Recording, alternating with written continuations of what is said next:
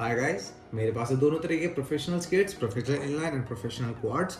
तो आज मैं दोनों का कंपैरिजन करूंगा कि कौन सा ज़्यादा बेटर है in terms of speed, in terms of आपका बैलेंस, इन टर्म्स ऑफ आपकी स्टेबिलिटी, आपके कॉम्पिटिशन्स कौन से खेल सकते हैं, कौन कौन सा नहीं खेल सकते हैं। इन सबसे सारी चीज़ों पर बात करेंगे। एंड इसके ऊपर मैंने एक ऑलरेडी वीडियो बना रखी है, बट उसमें कुछ कुछ चीज़ें मेरी मिस हो गई थी, तो ये सारी चीज़ें आज मैं कवर करूँगा। एंड आप लोग तब तक चैनल को सब्सक्राइब कर दीजिए, वीडियो को लाइक कर दीजिए और शुरू करते हैं बिना किसी देरी के। तो सबसे पहले बात कर लेते हैं प्रोफेशनल इनलाइन के बारे में, जो देखने में काफ़ी ज़्यादा कूल लगते हैं और बहुत ज़्यादा अट्रैक्टिव लगते हैं और सभी को लगता है कि यही एक स्केट्स हैं एंड बाकी सारे स्केट्स बिगनर्स के लिए है और यही एक प्रोफेशनल स्केट्स है, लेकिन ऐसा नहीं है। ठीक है, इसके अलावा भी काफ़ी सारे प्रोफेशनल स्केट्स आते हैं इनलाइन में भी, क्वाड्स में भी। इनफैक्ट इससे पहले जो रखा हुआ था वो भी एक प्रोफेशनल क्वाड ही है। तो इसमें मैं इसका डायमेंशन थोड़ा आपको डिस्क्राइब कर देता हूँ। तो इसके में है लगा हुआ है 110 mm के व्हील्स, ठीक है, bearing, steel bearing basically, and ये एल्यूमिनियम प्लेट और एक कार्बन फाइबर का बूट। तो धीरे धीरे हम व्हील से शुरू करते हैं, तो जो कि सबसे इंपॉर्टेंट पार्ट होता है किसी भी स्केट्स का, उसकी हार्डनेस, उसकी सॉफ्टनेस एंड उसका डायमीटर, ये सारी चीज़ें ना बहुत इंपॉर्टेंट होते हैं स्केटिंग में। इसमें आपका 110 mm जो मैक्सिमम साइज होता है व्हील का वो लगा हुआ है। ये आप इसमें 80 mm भी आता है, 90 mm भी आता है, 100 mm भी आता है, ठीक है। तो इसमें 110 mm लगा हुआ है जो कि मैक्सिमम साइज़ है। तो किसी भी ये स्केट्स का जो यूज़ केस है वो आपकी स्पीड में, जितने भी स्पीड स्केटिंग में या फिर जितनी भी रेसेस होती हैं, रिले रेस हो गया, आपका रैली हो गया, उन सब में आपके स्पीड स्केटिंग का ही यूज़ होता है, ठीक है।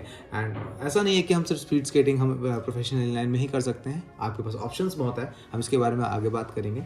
तो फिलहाल हमारे पास प्रोफेशनल स्केट्स हैं एंड इसमें व्हील जो लगा हुआ है जिसकी हार्डनेस A85 है। तो इससे जब आप प्रोफेशनली आप खेलने जाते हैं, जब नेशनल खेलने जाते हैं, क्लस्टर्स खेलने जाते हैं, CBSE क्लस्टर्स खेलने जाते हैं, तब आपको इसमें व्हील थोड़े चेंज करने पड़ते हैं फॉर इसकी बेटर स्पीड, ठीक है। क्योंकि अगर आपने सॉफ्ट व्हील लगा हुआ है तो अगर आपको पता होगा कि जो कोई कार का पहिया या फिर कोई बाइक का पहिया होता है, अगर वो पंचर होने पे जिस तरह से चलता है, ठीक है, उसमें ज़्यादा इंजन की पावर लगती है, ज़्यादा स्पीड नहीं होती है उसमें। तो उसी तरह कुछ सॉफ्ट व्हील होने की वजह से ना ये दबता है।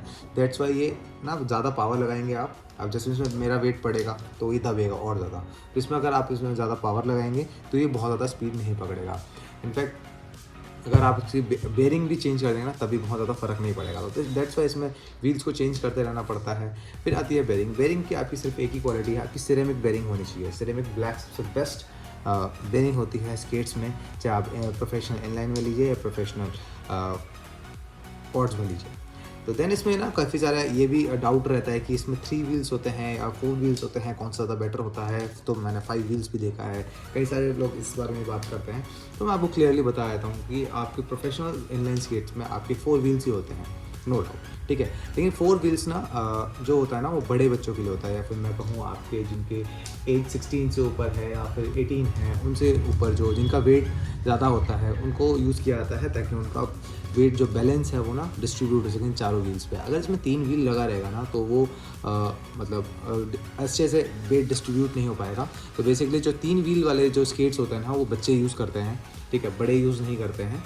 अगर आपका बहुत ज़्यादा स्ट्रॉन्ग है आपका प्लेट, जैसे कि मेरे को याद है कि अगर आप MF 900 देखें, डीकैथलॉन का जो प्रोडक्ट है, तो वो काफ़ी अच्छे से मतलब वेट डिस्ट्रीब्यूट किया हुआ होता है, लेकिन वो भी ना बहुत ज़्यादा स्पीड के काम नहीं आता है। अगर आप उसमें स्पीड करने जाएंगे ना तो थोड़ा सा मुश्किल हो जाता है उसमें, बिकॉज ऑफ हिज बूट, ठीक है। बूट भी अगर उसका ये वाला लगा देंगे ना तब भी इसमें प्रॉब्लम आती है आपकी स्पीड बढ़ाने में, ठीक है। जो स्पीड ये पकड़ सकता है वो मुश्किल ही है कि जो आपके MF 900 पकड़ पाएँ। मैंने बात कर ली है व्हील की। देन आते हैं हम बेयरिंग में। मैंने बता दिया है आपको सिरेमिक बेयरिंग ही लेना है, सिरेमिक ब्लैक सबसे बेस्ट बेयरिंग होते हैं। देन आपके पास आ जाता है आपका प्लेट। तो प्लेट्स काफ़ी इंपॉर्टेंट पार्ट होता है, not so much important but important होता है कि अगर आपके प्लेट सही क्वालिटी के होंगे तो वो कभी ब्रेक नहीं होगा। देन इसमें और भी चीज़ें होती हैं, जैसे कि इसमें एक जो नट लगा होता है, नट के लिए जो ग्रूफ बने हुए होते हैं वो आपका प्रॉपर वर्क करे। अगर वो वर्क नहीं करेगा तो आप कभी भी इस व्हील को होल्ड नहीं कर पाएंगे। एंड उसका जो डिज़ाइन हो वो इस तरह का हो कि आपके सभी व्हील्स को ज़मीन पर रखे, जो मोस्टली प्लेट्स करती हैं ऐसे। तो मैं बात कर लेता हूँ पहले प्लेट पे। तो प्लेट आपका एल्यूमिनियम का होना चाहिए, जो मटेरियल सबसे बेस्ट एंड लाइट वेट होता है। देन आपका जो है ना इसके ग्रूव्स आपके अच्छे होने चाहिए। अगर आप सेकेंड हैंड लेते हैं, सेकेंड हैंड मत लीजिएगा, मैं आपको सजेस्ट नहीं करूँगा। एंड आप अगर लेते हैं तो आप किसी अच्छे ब्रांड या किसी अच्छे डीलर से ही लीजिएगा, क्योंकि ये इंडिया में नहीं मिलते हैं, ठीक है। आपको उसको बाहर से परचेज़ करना पड़ता है, दैट्स वाई थोड़े महंगे भी होते हैं। ये आपका 30,000 से 1.5 लाख तक जाता है इसका कॉस्ट, ठीक है। लेकिन वो कुछ सिनेरियोज़ में होता है कि आप बहुत अच्छे प्लेयर हैं, आप इंटरनेशनली खेलते हैं, ठीक है, लेकिन आपके इसमें 30,000 से आपके डिसेंट स्किट्स, आपके decent inline skates, professional inline आपको मिल जाएंगे, ठीक है। तो आपका कुछ आपके ऐसे डिज़ाइन होते हैं कस्टमाइज़ किया, आपको यहाँ पे अप्स एंड डाउन्स डिज़ाइन मिलता है, जहाँ पे ये थोड़ा सा लीन होता है नीचे, ये थोड़ा सा ऊपर होता है, इसमें भी थोड़ा बहुत आपको दिख रहा होगा, ठीक है, लेकिन वो काफ़ी ज़्यादा होते हैं। जैसे टारगेट वगैरह का आता है, ये दूसरा प्लेट है, तो टारगेट वगैरह काफ़ी अच्छा होता है। देन आते हैं आपका बूट पे। तो बूट आपको कार्बन फाइबर का ही होना चाहिए। तो आप देखेंगे कि इसमें ज़्यादा बेस्ट क्वालिटी जो होगी आपको वही चूज़ करना है, ठीक है। कुछ क्लिप्स अगर आप देख लेंगे, क्लिप्स की क्वालिटी अच्छी होनी चाहिए, ठीक है। आपका लेसेस की क्वालिटी अच्छी होनी चाहिए। तो मैं आपको अगर सजेस्ट करता हूँ तो आप वीगा, टारगेट, इनमें से आप कोई ब्रांड चूज़ कर सकते हैं, ठीक है। मैं फिर से बता देता हूँ, आपको ये पूरा बना के कोई भी नहीं देने वाला। डीकैथलॉन के पास भी जो है 110 mm साइज़ के व्हील्स जो हैं वो सारे टॉय स्केट कैटेगरी में आते हैं। तो टॉय स्केट क्यों कह रहा हूँ उसको, क्यों प्रोफेशनल स्केट्स नहीं कह रहा हूँ, तो उसके बारे में भी मैं आगे बताऊँगा, आप बस वीडियो में बने रहिए। तो आपको इस तरह का मैं थोड़ा सा टॉप व्यू देता हूँ। तो इसमें वेलक्रोज लगे हुए हैं नॉर्मल, एंड ये क्लिप है। क्लिप का यूज़ आपका इस लेसेस को होल्ड करने के लिए है, जब इसको टाई करेंगे, क्योंकि वो काफ़ी लंबा एक 1.5-2 मीटर का लेस होता है। तो इसको आप टाई करके यहाँ पे होल्ड करने के लिए होता है ये, एंड काफ़ी ज़रूरी होता है ये। अगर ये लेसेस खुला हुआ होगा, इनफैक्ट अगर लूज़ भी होगा, यहाँ लटक रहा होगा, तो व्हील में फंस के आपको गिरा सकता है। सो आपका बहुत इंपॉर्टेंट पार्ट होता है ये। आपका इतना स्ट्रॉन्ग होता है, ये मेटल से ज़्यादा स्ट्रॉन्ग होता है ये कार्बन फाइबर बूट, कि आपको कभी इसमें क्रैक या स्क्रैचेस बहुत रेयर केसेस में देखने को मिलेगा। ये जो आपके निशान दिख रहे हैं, यहाँ पे जो डेंट्स दिख रहे हैं आपको, तो ये आपको सिर्फ इस वजह से है कि इसमें या तो लेदर या रेक्सिन का यूज़ किया गया है। लेदर या रेक्सिन इसके कवर है, इसको डिज़ाइन देने के लिए बनाया गया है, लेकिन ये जो बूट है वो कार्बन फाइबर का ही है। तो इसके बाद आ जाते हैं प्रोफेशनल क्वाड्स में, जो कि है मेरा पर्सनल फेवरेट। क्यों है मेरा पर्सनल फेवरेट, मैं इस बारे में भी बात करूँगा। तो इसमें लगा हुआ है 65 mm का व्हील साइज़, इसमें लगा हुआ है बेयरिंग, एंड इसमें लगा है एक एल्यूमिनियम प्लेट, जो थोड़े पुराने टाइम का है। क्यों है पुराने टाइम का, एंड कुछ नए भी प्लेट्स आ गए हैं इसमें। फिर लगा है ब्रैकेट, और उसके बाद लगा है इसमें एक एडिडास का शू। तो थोड़ा सा इसका यूज़ केस मैं आपको समझा देता हूँ। तो इसका यूज़ केस वहाँ पे है जहाँ पे आपका स्टेबिलिटी की बहुत ज़्यादा ज़रूरत होती है। इनफैक्ट इसमें से थोड़े बहुत मॉडिफिकेशंस करके आप इसको स्पीड स्केटिंग के लिए भी यूज़ कर सकते हैं। एंड वैसे आपको देखा जाए तो नेशनल लेवल पे इसको स्केटिंग में जितने भी इवेंट्स हैं उस सभी जगह पे ये पर्टिकुलर स्केट्स एलिजिबल है। तो इसको थोड़ा सा मॉडिफाई करना भी आसान है, थोड़ा कम कॉस्ट भी है, इंडिया में मैन्युफैक्चर भी हो जाता है, तो दैट्स वाई थोड़ा सा कम है। इसकी स्टार्टिंग कॉस्ट आपकी 5,000 या 5,500 से स्टार्ट होके आपकी 30,000 तक जा सकती है, जैसे कि मैंने पहले ही बताया था। एंड अभी अगर आपको मैं ये बताऊं कि किस कैटेगरी के लिए स्केट पर्टिकुलर डिज़ाइन है, या किस स्केट के लिए, किस इवेंट के लिए है मॉडिफाइड है, तो फिलहाल ये स्पीड स्केटिंग के प्रैक्टिस के लिए मॉडिफाइड है, क्योंकि इसमें लगे हुए हैं आपके पॉइजन के व्हील, ठीक है। मैंने इससे पहले वाली वीडियो में आपको समझा रखा है कि व्हील कौन सा यूज़ होता है, ठीक है। जो उसका एक्चुअल साइज़ होता है व्हील का वो कुछ इस तरह का होता है। जो ये रेड वाला व्हील है जिसमें कि 65 mm का व्हील साइज़ है, ये थोड़ा सा घिस के छोटा हो गया है, क्योंकि मैं रोड पे प्रैक्टिस करता हूँ, तो दैट्स वाई थोड़ा छोटा हो गया है, ठीक है। देखें आप अच्छे से कवर हो चुका है। तो और इसमें आप देख सकते हैं कि ये कितना बड़ा साइज़ है, ठीक है। और ये एक नॉर्मल व्हील है जो आपकी स्केट्स के साथ नॉर्मली लग के आता है। इसको थोड़ा मॉडिफाई कराना पड़ता है, जिसमें आपकी कुछ अच्छे बेरिंग्स लगते हैं। बेरिंग्स आपके मैंने एक ही बताया कि आपके सिनेमिक बेरिंग ही लगाने हैं। फिलहाल दोनों में ही हम मेरे मेटल बेरिंग लगे हुए हैं। एंड ये थोड़ा सा वाइड होता है नॉर्मल आपके व्हील से, थोड़ा सा वाइड होता है। इसमें आपके कुछ अच्छे और प्रोफेशनल हार्ड व्हील्स आते हैं, जैसे कि स्ट्राइकर है, स्टॉकर है, ठीक है, बेटल का स्ट्राइकर एंड एटम के स्टॉकर। तो ये आप व्हील्स लगा के इसको स्पीड स्केटिंग के लिए मॉडिफाई कर सकते हैं।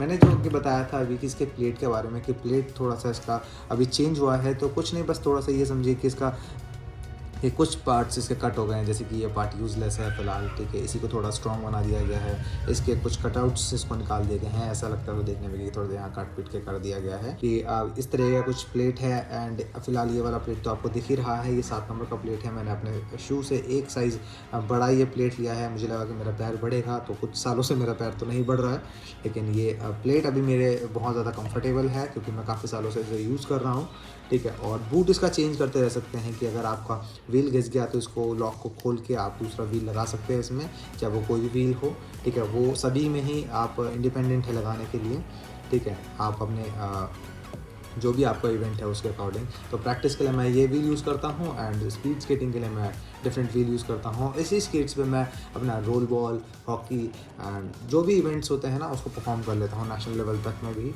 ठीक है। और ये काफ़ी बहुत ही फेवरेट मेरा स्केट है ना। मैं इसको ब्लैक पैंथर पर्सनली बुलाता हूँ मैं अपने वाले स्केट्स को, क्योंकि इसका कुछ डिज़ाइन ही ऐसा है।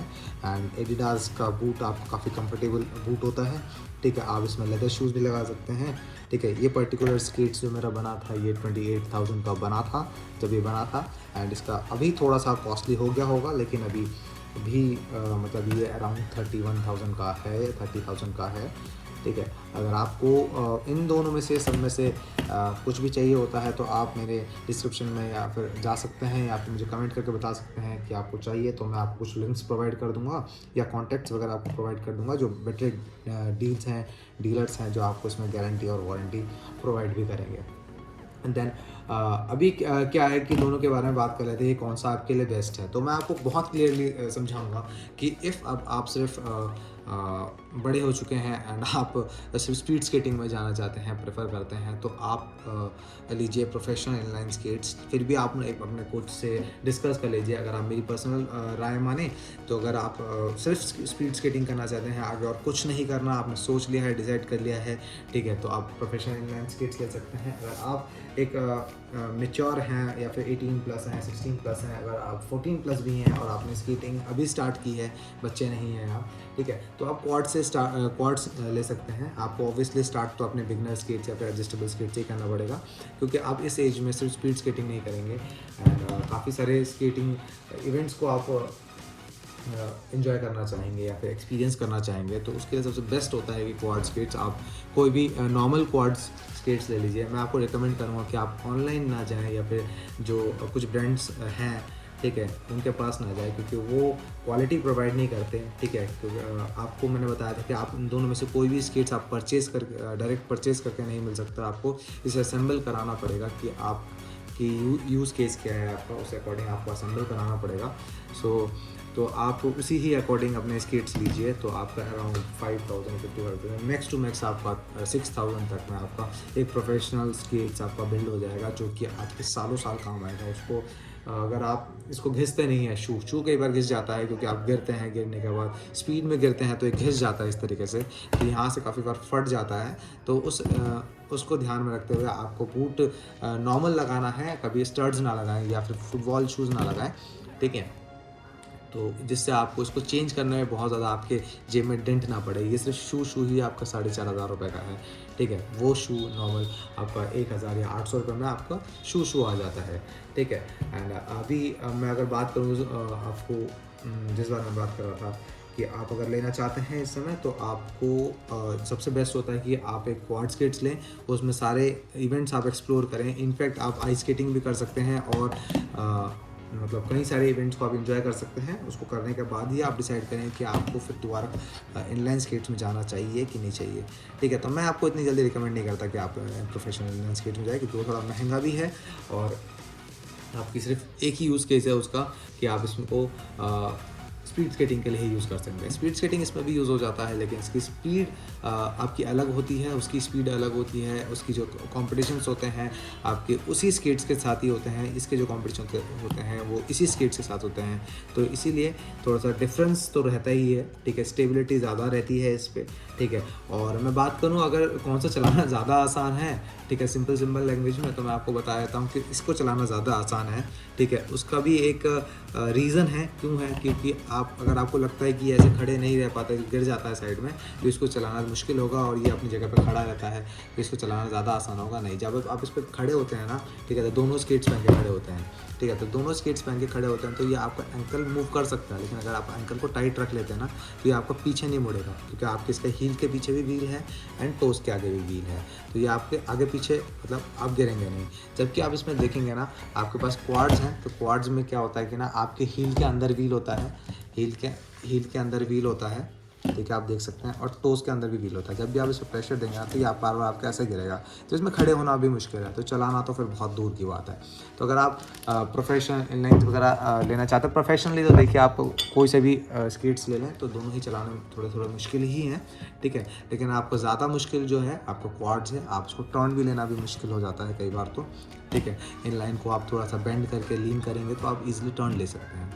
सो वीडियो आपको पसंद आई होगी तो आप चैनल को सब्सक्राइब करें, वीडियो को लाइक करें, और कमेंट करके बताएं क्या पार्ट आपको अच्छा लगा, या कोई पार्ट अगर मैंने मिस कर दिया हो तो आप कमेंट सेक्शन में पूछ सकते हैं, तो मैं आपको उसी में ही आपको रिप्लाई दे दूंगा। और इनमें से अगर कोई भी आपको परचेज करना हो, व्हील्स, स्केट्स, अगर किसी भी परचेज करना हो, तो उसका कुछ लिंक है कॉन्टैक्ट में डिस्क्रिप्शन में दे दूंगा, या आप कमेंट में मांगे तो उसमें भी दे दूंगा।